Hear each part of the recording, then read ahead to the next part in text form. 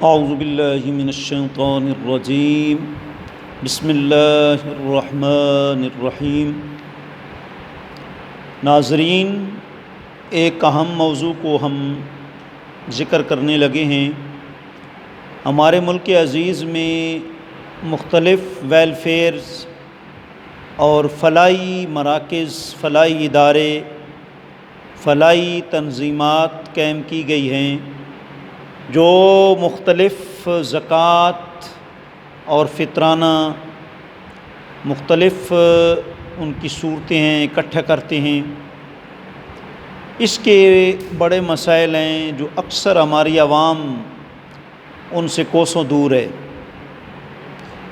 کئی لوگ ایسے ہوتے ہیں کہ یہ زکوٰۃ کے پیسے اکٹھے کر کے ماہ رمضان میں صدقہ فطر اکٹھا کر کے اب وہ مطلب ہے کہ ان کو استعمال کرتے ہیں۔ اب انہیں مصرف نہیں پتہ ہوتا کہ ہم نے کہاں ان کو استعمال کرنا ہے یا کیسے اپنی ملکیت میں ان کو لینا ہے۔ تو یہ مسائل جو ہیں کچھ ضروری ہیں، ان کو ہم عرض کرتے ہیں۔ دیکھیں، کیا ویلفیئر جو ہیں وہ زکوٰۃ کی رقم اکٹھی کر کے، صدقہ فطر کی رقم اکٹھی کر کے اس سے آیا وہ گودام کا یا اس دفتر کا جس میں وہ سامان رکھا ہوا ہے، کیا وہ کرایہ ادا کر سکتے ہیں یا کہ نہیں؟ تو دیکھیں، اکثر ہمارے ملک میں ایسے ہو رہا ہے کہ لوگ اسی سے جو ہے وہ کرایہ ادا کرتے ہیں گودام کا، اور اسی سے وہ گاڑی جو وہ سامان مختلف شفٹ کرتی ہے، لاتی ہے، اس گاڑی کا بھی کرایہ جو ہے وہ دیتے ہیں۔ حالانکہ شرعاً یہ درست نہیں ہے۔ کیوں کہ مال زکوٰۃ میں تملیک شرط ہے، اگلے کو مالک بنانا جو ہے وہ شرط ہے۔ جہاں جہاں مالک نہیں بنایا جائے گا وہاں وہ زکوٰۃ کی ادائیگی نہیں ہوگی، اور جب زکوٰۃ کی ادائیگی نہیں ہوگی تو لازمی بات ہے کہ پھر اس کا آگے استعمال یا اس کا مصرف جو ہے وہ غلط ثابت ہوگا۔ کچھ ہمارے مزارات پر، کچھ ہمارے استانوں پر بھی اس طرح چل رہا ہے۔ ایک بندے نے زکوٰۃ نکالنی ہے یا عشر نکالنا ہے، وہ دربار پہ جا کر تو لوگوں کو کھانا کھلا دیتا ہے، اکٹھا سارے کو بٹھا کے کھانا کھلا دیتا ہے۔ تو قبلہ مفتی رفیق الحسنی صاحب فرماتے ہیں یہ بھی درست نہیں ہے۔ ایک اس کے عدم جواز کی وجہ یہ ہے کہ مال زکوٰۃ میں یا مال عشر میں اگلے کو مالک بنانا ہوتا ہے، اور یہاں اگلے کو مالک بنائے بغیر ہی کھانا پکا دیا گیا ہے اور کھلا دیا گیا ہے۔ کچھ لوگ ایسے کرتے ہیں، وہ سارا زکوٰۃ کے فطرانے کے پیسے اکٹھے کر کے افطاری کرا دیتے ہیں آگے۔ بھائی اس میں تملیک شرط ہے، یہاں مالک بنانا نہیں پایا گیا، ساروں کو بٹھا دیا۔ تو دربار پہ تو استانوں پر تو ہر طرح کے لوگ آتے ہیں، امیر بھی آتے ہیں، غریب بھی آتے ہیں، امراء بھی آتے ہیں، فقراء بھی آتے ہیں جی۔ اس لیے پہلی بات تو یہ کہ اس میں تملیک یعنی مالک بنانا نہیں پایا گیا۔ نمبر دو، آگے کھانے والے امیر بھی ہیں، غریب بھی ہیں جی، سارے کوئی غریب تو نہیں ہے نا، ہر طرح کے لوگ بزرگوں سے ملنے کے لیے، فیض لینے کے لیے، حاضری دینے کے لیے آتے ہیں، تو یہ بھی جو ہے وہ درست نہیں ہے۔ اور تیسری بات یہ کہ اس میں کوئی نیت بھی اگلے کے نہیں پائی جاتی کھانا کھانے والے کی، جی یہ زکوٰۃ کا مال ہے یا عشر کا مال ہے، تو مطلب ہے کہ وہ لہٰذا ان تینوں وجوہ کی بنا پر یہ ناجائز ہے۔ اسی طریقے سے ایک اور جزئی ہے، اس طرح زکوٰۃ کے پیسے اکٹھے کر کے یا صدقہ فطر کو اکٹھا کر کے کیا وہ جو ویلفیئر نے یا کیا کہتے ہیں کہ فلاحی اداروں یا تنظیمات نے جو دفتر بنایا ہوا ہے، اگر وہ دفتر بہت خستہ ہو گیا، پرانا ہو گیا، تو پھر بھی اس زکوٰۃ کے پیسے سے، صدقہ فطر کے پیسے سے اس دفتر کی مرمت نہیں کرائی جا سکتی۔ وجہ اس کی کیا ہے؟ وجہ وہی ہے کہ تملیک یعنی اگلے کو مالک بنانا جو ہے وہ کیا ہے؟ شرط ہے، اور وہ یہاں جو ہے وہ تملیک نہیں پائی گئی۔ دیکھیں آپ ہمارے اکابر نے کیا صراحت کی ہے۔ تنویر الابصار اور در مختار کے اندر ہے کہ یشترط ان یکون الصرف تملیکا، جی یہ شرط ہے کہ اگلے کو بندہ مالک بنائے، اور در مختار کی اس عبارت کے اوپر جو علامہ شامی کا حاشیہ ہے، آپ فرماتے ہیں کہ کبناء القناطیر والسقایات و اصلاح الطرقات و قرى الانہار والحج والجہاد وکل ما لا تملیک فی۔ آپ فرماتے ہیں زکوٰۃ کی ادائیگی کے لیے شرط ہے کہ اس کا جو مصرف ہے بطور تملیک ہو۔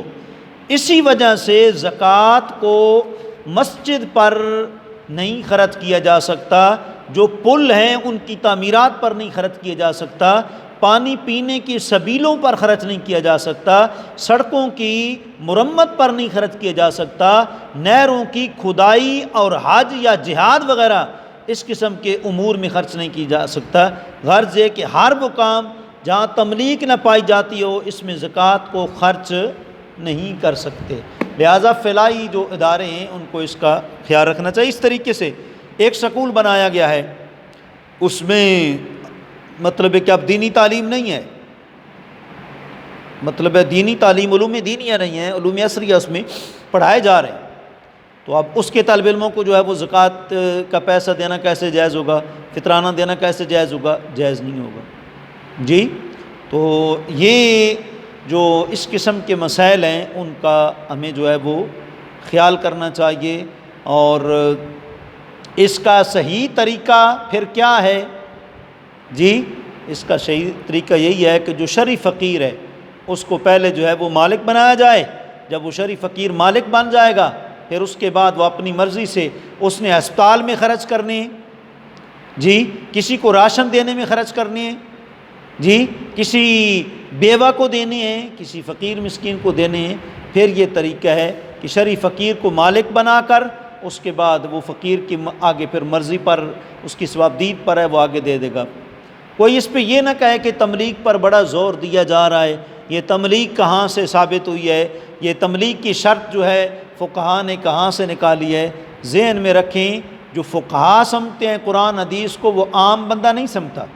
محدث ابو عیسیٰ ترمذی رحمۃ اللہ تعالی علیہ جامع ترمذی کے صفحہ 100 پر فرماتے ہیں ہم اعلم بمعانی الحدیث، فرمایا فقہائے کرام حدیث کے مطالب کو، حدیث کے مفاہیم کو سب سے زیادہ بہتر جاننے والی جماعت ہے جی۔ اس لیے یہ تملیغ ایسے نہیں ہے کہ فقہائے کرام نے ایسی کوئی مطلب نکال لی۔ آپ پڑھیں ڈاکٹر وہبہ زحیلی کی کتاب الفقہ الاسلامی، دوسری جلد صفحہ 753 پر جو ہے ڈاکٹر وہبہ زحیلی نے یہ بات ذکر کی ہے۔ آپ فرماتے ہیں کہ جو زکوٰۃ کی ادائیگی ہے اس میں تملیغ اگلے کو مالک بنانا شرط ہے، اور آپ فرماتے ہیں کہ یہ تملیغ کہاں سے آئی؟ فرماتے ہیں یہ تو قرآن سے ثابت ہے۔ جہاں زکوٰۃ کے مسائل ہوئے وہاں دیکھیں اللہ نے پہلا کرینہ کیا ہے؟ وآتوا الزکاۃ اقیموا الصلاۃ وآتوا الزکاۃ، اللہ نے فرمایا زکوٰۃ جو ہے وہ ادا کرو، اور آپ فرماتے ہیں آتو ایتا سے بنا ہے، اور ایتا کا معنی کیا ہے؟ دوسرے کو دینا، اور دوسرے کو دینا تب بھی ہو سکتا ہے کہ جب بندہ اگلے کو مکمل مالک بنا دے۔ جب مالک بنا دیا تو دے دیا، جب مالک نہیں بنایا تو ابھی تک اپنے پاس ہے۔ اس لیے آپ فرماتے ہیں تملیغ جو ہے یہ تو کہاں سے ثابت ہے؟ یہ تو قرآن سے ثابت ہے۔ ایک دلیل یہ جو ہے ڈاکٹر وہبہ زحیلی نے ذکر فرمائی، اور دوسری دلیل بھی قرآن سے ذکر فرمائی۔ فرماتے ہیں دیکھیں انما الصدقات للفقراء، قرآن نے جو زکوٰۃ ہے اس پر صدقات کا لفظ بولا ہے، انما الصدقات للفقراء والمساکین والعاملین علیہا والمؤلفۃ قلوبہم وفی الرقاب والغارمین وفی سبیل اللہ وابن السبیل۔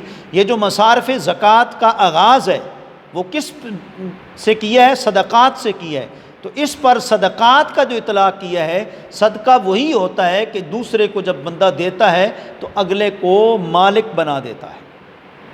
اور ڈاکٹر وہبہ زحیلی فرماتے ہیں، آپ فرماتے ہیں کہ انما الصدقات للفقراء، یہاں جو للفقراء میں لام ہے، لام فرماتے ہیں کئی طرح کا ہوتا ہے، جیسا کہ علماء جانتے ہیں کہ لام کئی معنی میں استعمال ہوتا ہے، جس میں سے ایک معنی کیا ہوتا ہے؟ لام کا استعمال تملیغ کے لیے ہوتا ہے، جیسے کہ آپ نے شرح تعامل وغیرہ کتب میں پڑھا ہوگا المال لزید، مال زید کے لیے ہے۔ اس کا مطلب کیا؟ یعنی اس مال کا مالک زید کو بنا دیا گیا ہے جی۔ تو ایسے ہی انما الصدقات للفقراء میں لام کس کے لیے ہے؟ تملیک کے لیے ہے۔ اس کا معنی کیا ہوا کہ زکوٰۃ جو دے رہا ہے بندہ اگلے کو مالک بنا رہا ہے، اس میں مالک بنانا جو ہے وہ شرط ہے۔ اس لیے امام اعظم ابو حنیفہ رحمۃ اللہ تعالیٰ علیہ نے فرمایا زکوٰۃ چاہے تو جو مصارف زکوٰۃ 8 بیان ہوئے، کل 8 ہے نا، لیکن مؤلفۃ قلوب جو ہے ملا جیون تفسیرات احمدیہ ہم لکھتے ہیں کہ حضرت فاروق اعظم کے دور میں جو ہے اس کی تنسیخ ہو گئی، اگرچہ یہ وہ آیت ہے جس کی تلاوت کی جا رہی ہے جی، تلاوت اس کی ہو رہی ہے، لیکن یہ منسوخ الحکم ہے۔ کچھ آیتیں ایسی ہوتی ہیں کہ ان کی تلاوت ہوتی ہے لیکن اب ان کا حکم منسوخ ہو چکا ہوتا ہے، جیسے لکم دینکم ولی دین، تلاوت تو ہو رہی ہے لیکن اس کا حکم اب کیا ہے؟ منسوخ ہو گیا ہے۔ یا ایھا الذین آمنوا اتقوا اللہ حق تقاتہ ولا تموتن الا وانتم مسلمون، تلاوت تو ہو رہی ہے اس آیت کی لیکن فاتقوا اللہ ما استطعتم سے اس کا حکم جو ہے وہ منسوخ ہو گیا۔ تو اسی طریقے سے کچھ آیات ہوتی ہیں کہ تلاوت ان کی ہوتی ہے لیکن ان کا جو حکم ہے وہ جو ہے وہ منسوخ ہو چکا ہوتا ہے۔ تو اسی طریقے سے مصارف زکوٰۃ 8 میں سے مؤلفۃ قلوب کا حکم منسوخ ہو گیا، باقی جو 7 ہیں امام اعظم فرماتے ہیں چاہے تو سب کو دے دو زکوٰۃ تقسیم کر کے، چاہے تو ایک کو دے دو، کیونکہ لام جو ہے وہ تملیک کے لیے ہے۔ اللہ کریم جو بھی ہمارے ملک کے اندر رفائی کیا کہتے ہیں کہ ادارے ہیں، فلاحی ادارے ہیں، خدمت خلق کے لیے ویلفیئرز سوسائٹیاں مختلف جو ہیں وہ بنی ہوئی ہیں، ان کو شرعی مسائل بھی سیکھ کر اس کے مطابق عمل کرنا چاہیے۔ کہیں ایسا نہ ہو کہ محنت بھی کرتے ہوں، دن رات جو ہے وہ تگ دو بھی کرتے ہوں، لیکن جب شرعی مسئلہ پتہ چلے تو پھر پتہ چلے کہ ہماری تو محنت جو ہے وہ ضائع ہو گئی ہے۔ اس لیے اپنی محنت کے ضیاع سے اپنے آپ کو بچانے کے لیے شرعی مسائل جو ہے وہ سیکھنا ضروری ہے۔ طلب العلم فریضۃ علی کل مسلم و مسلمہ، علم کا اصول ہر مسلمان مرد اور عورت پر لازم ہے۔ ملا علی قاری مشکات کی شرح مشکات میں فرماتے ہیں اس کا مطلب یہ ہے کہ ضروریات جس شعبے کی ہیں اس کی ضروریات یعنی بیسک چیزوں کا جاننا جو ہے فرض ہے۔ نماز ہے تو اس کے فرائض پتہ ہونا چاہیے، زکوٰۃ ہے تو اس کے ضروری مسائل پتہ ہونے چاہیے، حج کرنا ہے تو اس ضروری مسائل پتہ ہونے چاہیے، تجارت کرنا ہے تو اسلامی تجارت کے رولز اور اصول اور فارمولے جو عام ہوتے ہیں ان پتہ ہونے چاہیے شرعی۔ اللہ کریم آپ کو ہم سب کو شرعی طریقے کے مطابق زکوٰۃ اور فطرانہ کا صحیح مصرف تلاش کرنے کی توفیق عطا فرمائے۔ وآخر دعوانا ان الحمد للہ رب العالمین۔